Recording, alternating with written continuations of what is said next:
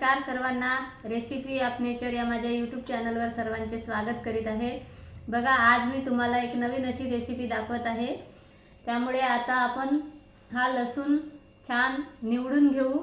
यामध्ये काही पिकलेले असे पान आहे ते बाजूला करून घेऊ आणि याला बारीक चिरून घेऊ व धुवून घेऊ। बघा, लसूण आता मी बारीक बारीक चिरून घेत आहे।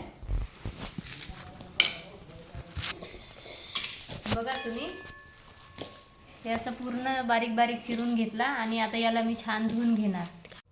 हे बघा, मी आता लसूण पासून गोड आणि तिखट आयते बनवणार आहे। हे गोडसाठी वापरणार आहे। यामध्ये मी एवढी कोथिंबीर घातली आणि हे तिखटमध्ये बघा एवढी हिरवी मिरची घेतली आणि एवढी कोथिंबीर घातली आहे। याला आता आपण मिक्सरमधून बारीक करून घेऊ।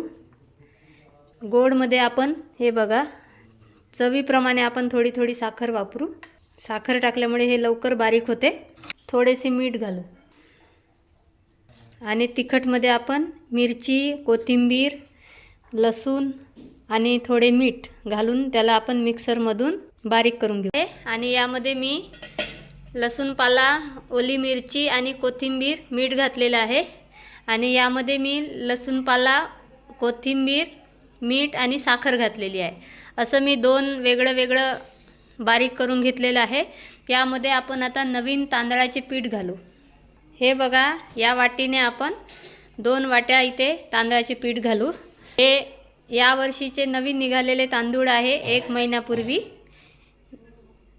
याची चव खूप छान येते। या तिखटमध्ये सुद्धा मी या वाटीने 2 वाट्या तांदळाचे पीठ घालत आहे आणि दोन्हीमध्ये चवीपुरते थोडे थोडे मीठ घालणार आहे आणि याला मी छान मिक्स करून घेणार। यामध्ये आपण आता पहिले हे असं मिक्स करून घेऊ आणि थोडंसं पाणी घालून पण यामध्ये मिक्स करू। बघा, मी अर्धा ग्लास पाणी घातलेलं आहे यामध्ये। आता हे तिखटवाले आहे ते सुद्धा आपण मिक्स करून घेऊ। यामध्ये सुद्धा पाणी घालून मिक्स करू। हे बघा, आता दोन्ही प्रकारचे सारण तयार झालेले आहे। आता यापासून आपण आयते बनवू।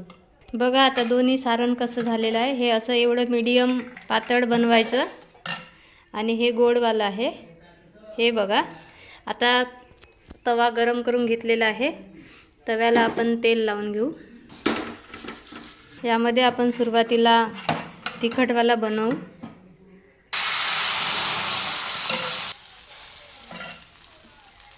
याला असं थोडंसं काठाने तेल टाकून घेऊ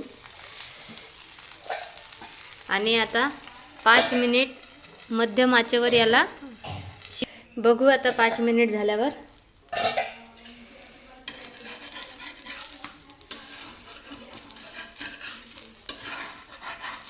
याला दुसऱ्या बाजूने पण छान भाजून घेऊ।